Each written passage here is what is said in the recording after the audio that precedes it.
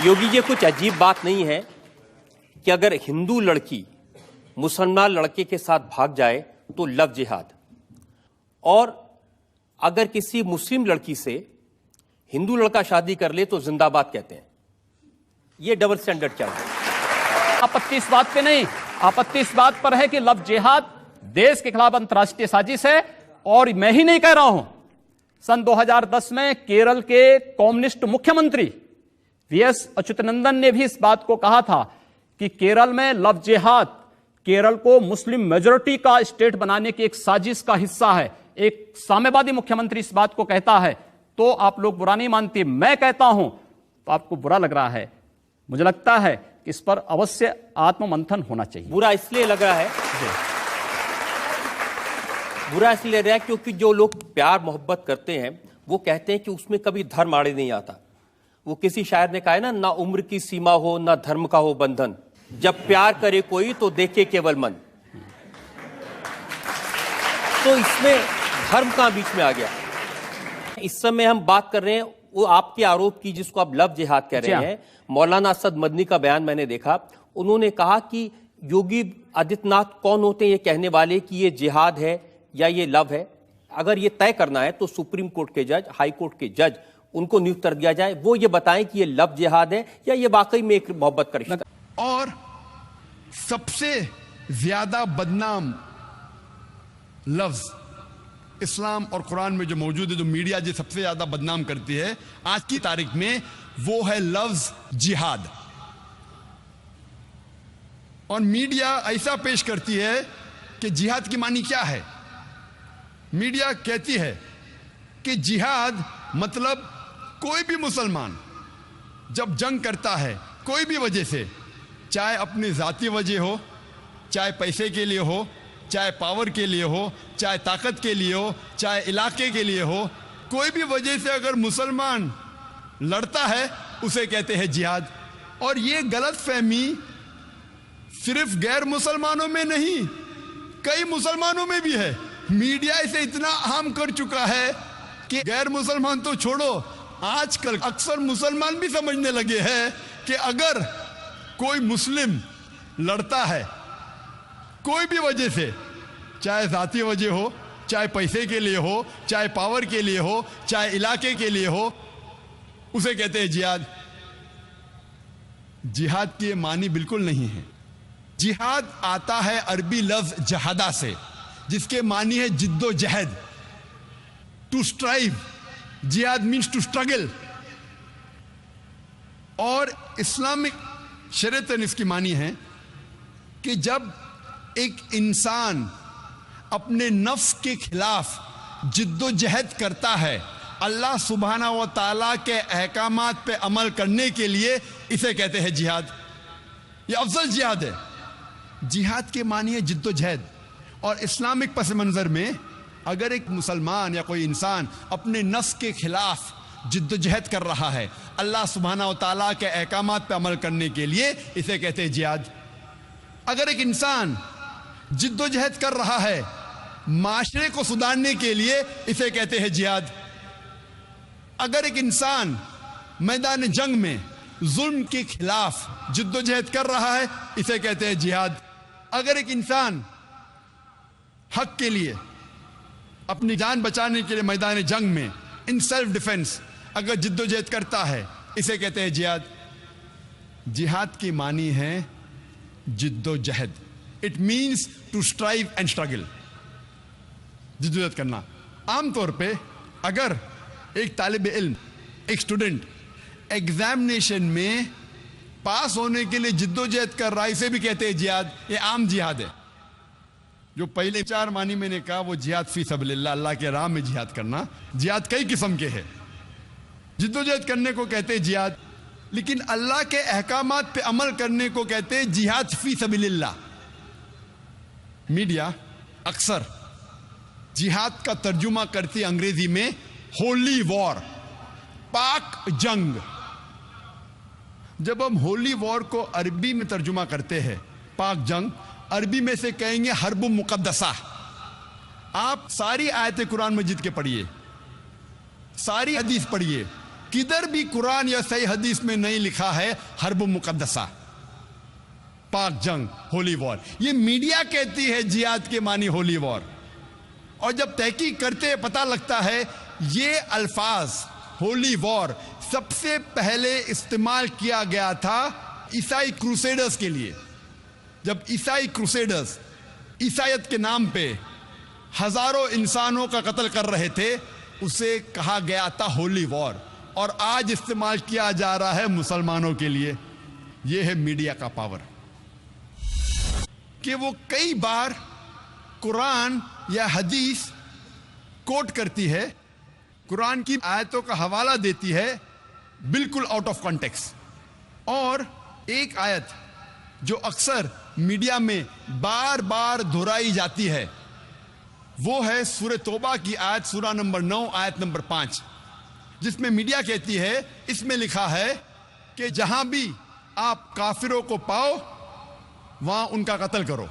اور جب آپ قرآن مجید کھولیں گے اور دیکھیں گے سورہ توبہ سورہ نمبر 9 آیت نمبر 5، اس میں برابر یہی لکھا ہے کہ جہاں بھی آپ کافروں کو پاؤ وہاں ان کا قتل کرو. لیکن یہ آیت آؤٹ آف کانٹیکسٹ ہے، پس منظر کے خلاف ہے. آپ جاننا چاہتے ہیں قرآن کا پیغام کیا ہے، آپ کو پس منظر کو پڑھنا پڑے گا. You have to read in context.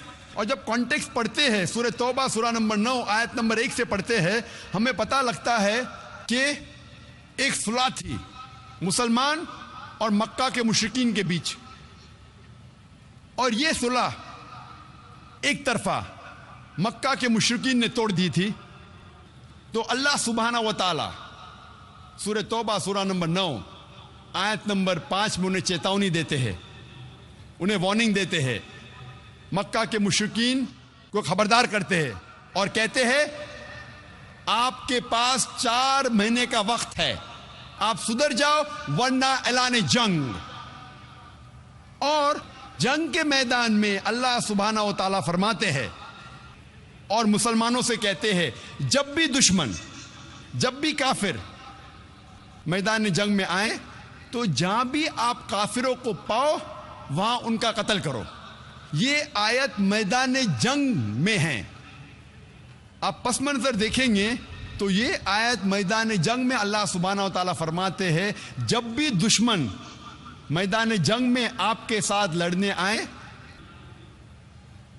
جو ایمان نہیں رکھتے، جو کافر ہے، آپ ڈرو مت، ان کے ساتھ ڈٹ کے مقابلہ کرو. اور عام طور پہ آپ جب بھی دیکھو کوئی بھی آرمی جنرل، مثال کے طور پہ ایک جنگ اگر ہو رہی تھی امریکہ، یو ایس اے اور ویتنام کے بیچ، but natural army general of U S A یہ کہیں گا اپنے سپاہی سے جنگ کے میدان میں، وہ یہ نہیں کہیں گا ڈر جاؤ اور بھاگ جاؤ، وہ یہ کہیں گا کہ جب بھی ویتنامیز، جب بھی دشمن آئے آپ ڈرو مت، آپ ان کا قتل کرو.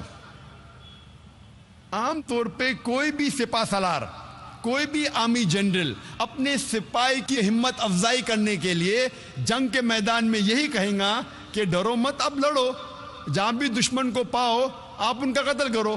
تو وہی تو قرآن مجید میں اللہ سبحانہ تعالیٰ فرماتے.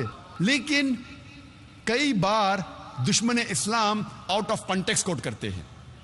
اور انٹرنیشنل میڈیا کے علاوہ ہندوستان میں بھی کئی دشمن اسلام ہیں.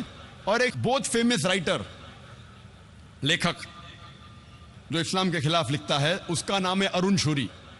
وہ یہی آیت کا حوالہ دیتا ہے اپنی کتاب ورلڈ آف فتواز میں، اور کہتا ہے قرآن میں لکھا ہے سورہ توبہ سورہ نمبر 9 آیت نمبر 5 میں، جہاں بھی کافروں کو آپ پاؤ، بریکٹس میں وہ کہنا چاہتا ہے ہندو، جہاں بھی آپ کافروں کو پاؤ وہاں ان کا قتل کرو. میں پوچھتا ہوں کہ اتنے ہندو یہاں رہ رہے ہیں، کیا عام طور پہ مسلمان ہندو کا قتل کرتا ہے؟ اور ورس نمبر 5 کے بعد ارون شوری چھلانگ مارتا ہے ورس نمبر 7 پہ. کیوں؟ کیونکہ ورس نمبر 6 میں اس کی بیماری کا علاج ہے. ورس نمبر 6 میں کوئی بھی انسان جس کے پاس تھوڑا بھی عقل ہے وہ فوراً پہچان لے گا کہ اس میں کچھ گڑبڑ ہے. کیونکہ ورس نمبر 6 میں اس کی بیماری کا علاج ہے. ورس نمبر 6 سورہ توبہ سورہ نمبر 9 آیت نمبر 6 میں اللہ تعالیٰ فرماتے کہ اگر مشرک، اگر کافر، اگر آپ کے دشمن امن چاہتے ہیں تو انہیں صرف چھوڑ مت دو، لیکن ان کو حفاظت کے ساتھ ایسی جگہ پہ لے جاؤ جہاں وہ محفوظ ہے. escort them to a place of security. دشمن کو صرف چھوڑو مت، ان کے ساتھ جاؤ اور ایسی جگہ پہ انہیں چھوڑ آؤ جہاں وہ محفوظ ہے. آج کے تاریخ میں کتنا بھی دیالو سپاہ سالار، اگر دشمن امن چاہتا ہے کہیں گا اپنے سپاہی سے چھوڑ دو، بٹ کوئی سپاہ سالار یہ نہیں کہیں گا کہ اس کو اسکارٹ کرو، اس کو حفاظت کے ساتھ ایسی جگہ پہ لے جاؤ جہاں وہ محفوظ ہے. اور قرآن میں اللہ تعالیٰ یہی فرماتے ہیں کہ اگر دشمن، اگر کافر، اگر مشرک صلح چاہتے ہیں، امن چاہتے ہیں، تو انہیں حفاظت کے ساتھ ایسی جگہ لے جاؤ جہاں وہ محفوظ ہے. اور اکثر جب بھی قرآن میں آپ پڑھیں گے جہاں جنگ کے میدان میں لڑائی کے بارے میں لکھا ہے اور کہا گیا ہے کہ جب دشمن آتے ان کے اوپر حملہ کرو، اس کے فوراً بعد اکثر، چاہے سورہ انفال ہو، سورہ توبہ ہو، آپ قرآن میں اکثر اس کے بعد لکھا ہے کہ امن بہتر ہے. کیونکہ اسلام ایک ایسا مذہب ہے جو امن پسند مذہب ہے. امن ہمیشہ بہتر ہے. تو میڈیا اکثر آؤٹ آف کانٹیکس حوالہ دیتی ہے اور اسلام کو بدنام کرتی ہے. پہلے نان مسلم ہوں. میرا نام راج کمار ہے جی. میں ایک چھوٹا سا ویاپار کرتا ہوں. میں نے کئی بار قرآن پڑھی ہے تو اس میں جس آیت کا آپ نے ذکر کیا ہے اس میں آپ نے آدھی آیت ذکر کیا ہے، التوبہ کی 5ویں آیت، جس میں لکھا ہے کہ جو غیر مسلمان کو مارو، ساتھ میں گھات لگا مارو، اور جب تک وہ نماز قائم کریں، زکوٰۃ دیں، تب ان کو چھوڑ دو، ارتھات مسلمان بن جائیں تب چھوڑ دو. اور دوسری بات یہ تھی کہ 6551 کی نمبر اس میں ہے، اس میں لکھا ہے کہ اے مسلمانوں، تم عیسائیوں یہودیوں کو اپنا دوست مت بناؤ، اگر جو دوست بنائے گا وہ ان میں سے ہو جائے گا. یہ بات انسانیت کے خلاف میں محسوس کرتا ہوں. بھائی صاحب نے سوال کیا کہ میں نے جو آیت کوٹ کی سورہ توبہ سورہ نمبر 9 آیت نمبر 5 کی، وہ آدھی آیت کوٹ کی، اس میں لکھا ہوا ہے کہ انہیں جب چھوڑ دو جب وہ نماز قائم کرے اور زکوٰۃ دے. یہ بھی جو بھائی صاحب کہہ رہے، پوری آیت کا میں حوالہ دیتا ہوں. اگر آپ پوری آیت پڑھیں گے تو آپ کو صحیح پس منظر ملے گا. جیسے میں نے کہا تھا میری تقریر میں، حوالہ تو دیا، آیت نمبر 5 میں لکھا ہے سورہ توبہ سورہ نمبر 9 میں کہ اللہ سبحانہ و تعالیٰ مشرکین مکہ کو 4 مہینے کا وقت دیتے سدھرنے کا، ورنہ اعلان جنگ. اور جنگ کے میدان میں لکھا ہوا ہے کہ جہاں بھی آپ مشرکوں کو پائیں گے ان کا قتل کرو. Wait for them in every stratagem of war, ان کا انتظار کرو اور میدان جنگ میں ان کا قتل کرو. لیکن اگر وہ ریپینٹ کرے، مطلب معافی مانگے، کئی وجہ ہے، اگر وہ معافی مانگے، نماز پڑھے اور زکوٰۃ دے تو چھوڑ سکتے ہیں.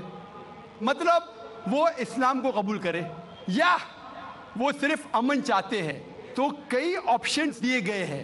ایک آپشن ہے کہ اگر وہ ریپینٹ کرے، معافی مانگے، اسلام کو قبول کرے تو بھی چھوڑ دیجئے، یا وہ امن چاہتے ہیں اور اسلام قبول نہیں بھی کرے تو بھی چھوڑ دو. آگے آیت میں لکھا، آیت نمبر 6 میں، آیت نمبر 6 بھی اس کے ساتھ ہے نا، کہ اگر وہ امن چاہتے ہیں تو ان کو حفاظت سے ایسی جگہ پر لے جاؤ جا کے وہ محفوظ ہے. تو بہت سے آپشنز دیے گئے ہیں. لیکن اگر وہ آپ سے جھگڑا کرنا چاہتے ہیں میدان جنگ میں تو ان کا قتل کرو.